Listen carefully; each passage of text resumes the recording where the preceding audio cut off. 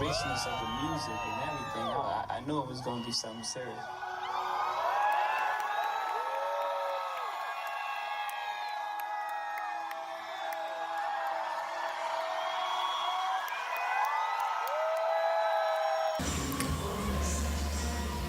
I've always had a connection to music, as far back as listening to Kiss FM in the morning with my mom, listening to old school salsa with my pops. Music has always been the soundtrack to my life, pun very intended. I wanted to tell the story of how music can go from conceptual to physical, and all of life's great in-betweens. This is the story of the Floating Lighthouse, and the making of their EP, Again We Meet at Last. Welcome to Sessions Season 1. If we had the person most to cause mischief and mayhem, point to them right now. We're all looking 3, 2, 1. Wow. Neither of us fucking moved. But apparently it's me, so alright. Yeah. I'll go with it. Yeah. Most responsible? Me. Definitely Andrew's the Okay. most responsible. Sure, I guess. You didn't even point though. I know, it's It's because 'cause you're you knew. responsible. I don't even. Yeah. I know, I don't even know. There's a lot of like influences. Like we obviously have X-Files stuff, but there's also references to like Lana Del Rey and Steven Universe and The Craft, little things like that were kind of thrown into that one. I don't know if we did for any of the other songs. No. In Sunk Cost Fallacy, I came up with the name for the song the day we recorded it. Was it hard, like, coming into a band that was already kind of made, kind of had a groove and whatnot? No, because these guys are the best. Like, it was really... No, it was really easy, because everyone was just like, you don't know what you're doing yet, that's cool, whatever, like, we'll just jam. work with you. And, We'll jam like, and you can listen and get a feel for it. Yeah, and so they helped me find my footing and figuring out what the hell I was supposed to be doing. When you're putting together lyrics, is it like a group project, or is it more or less like a solo and, hey guys, I might need help with this? Yeah. Most of the time, there's at least 2 people involved with writing lyrics. And me Yeah, and Conary essentially absolutely. are just like, that sounds fucking sweet. Yeah. It's like, Yeah. excellent. Yeah, do that. Alright. I like More of this, what you yeah. just did. Yeah. Keep Do it doing again. that. I think it was a group effort. Yeah, It was a for lot of sure. group effort. Like the things that I would change were just like, oh, instead of saying like to you, we should say to me, because in this part, you know, he's the one who's doing this and you're the one who's like, just kind of like the English minor person in me. But like Spooky Molder, I would say that one I wrote the most of. Yes.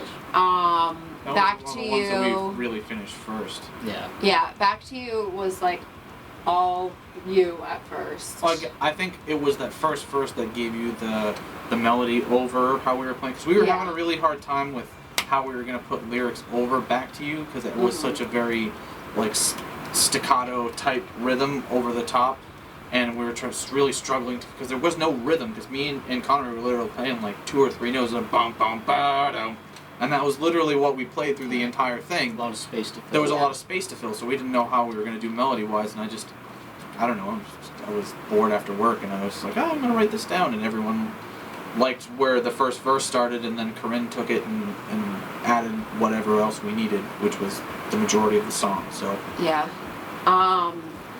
Sunk Cost Fallacy.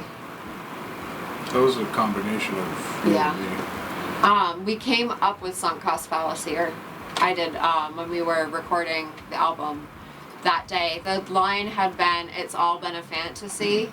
And I was like, what if Sunk Cost Fallacy instead? Because, That was the last minute change and Yeah. it worked out like perfectly. but you definitely did a lot of that one too. And then, What's the flow? Well, Spooky Mulder is like I've just found you, I think you understand me, I want to see where this goes kind of song. And then Back to You is like kind of like thinking about when you first started in music, and also being like, I'm frustrated in this relationship, I'm just trying to do my thing on the stage. Sunk cost fallacy is being like, this was so not fucking worth it, like I should not have been part of this. I wish that like I hadn't wasted all this time and effort in this thing. Schadenfreude is like, I hope that bad things happen to you now because it's karma. It's the and middle like, What does that mean? it means like finding joy in somebody else's suffering. Wow.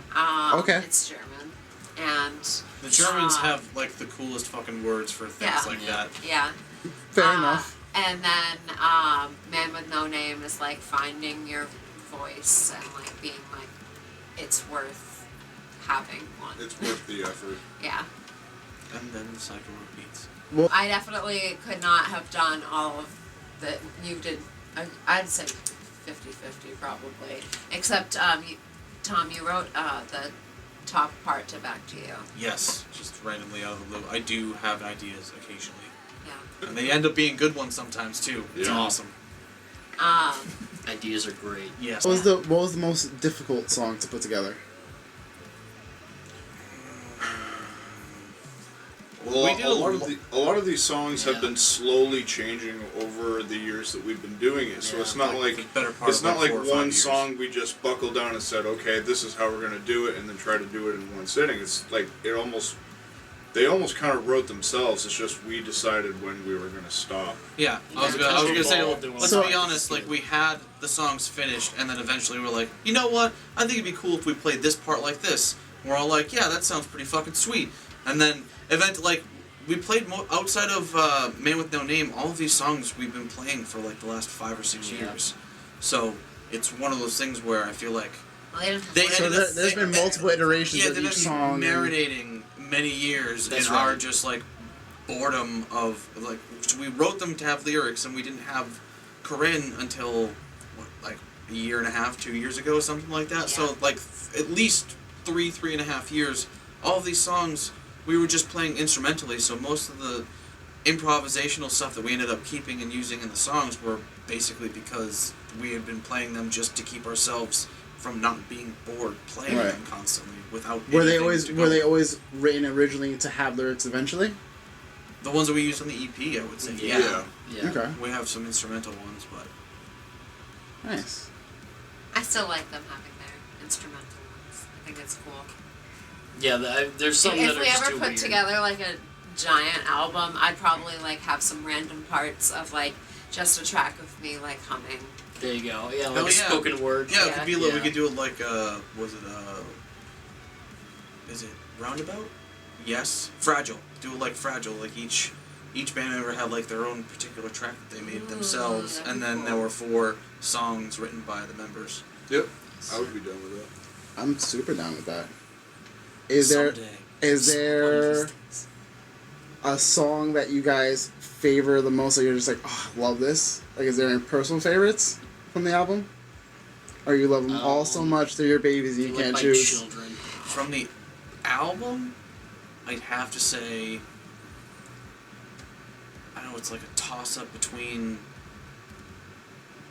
Back to You and Schadenfreude, but I have to say Back to You just because it just fucking So cooks. much fun to play. Yeah, and it's such high energy. It does it. We start off like just, and it doesn't really stop the whole song. Yeah. It doesn't slow down at all.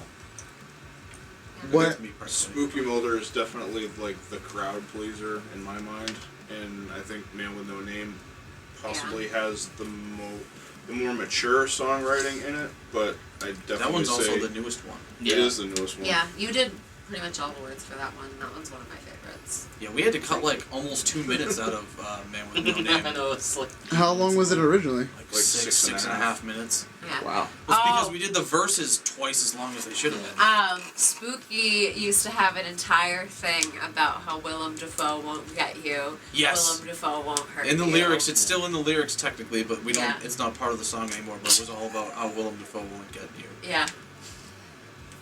Can we Still make that don't- like a extended still- cut version? I still don't Yeah. Like- understand that The part. director's cut. I think it was just from so her whole, down like, for that it. was one of the deals because she was written about her friend Jess. Yeah. Yeah. So I think that was one of the things that she was scared of a guy that looked like Willem Dafoe. Thought she was. We met this guy at a bar who looked exactly like Willem Dafoe, who was like, kept trying to like give me drinks and Are you like. sure it wasn't Willem Dafoe? He looked like Willem Dafoe, but he was I mean, just how many creepy, people look like and Willem so. Dafoe?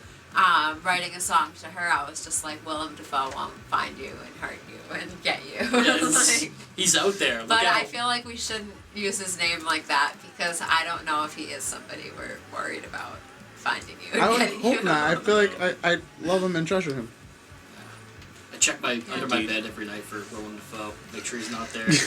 I look for the real life cannibal Shia LaBeouf. Eating all the bodies. Is there a Oh band man, or he would have been a musical really good one for Rockin' the Suburbs. Shia LaBeouf. that? Yeah.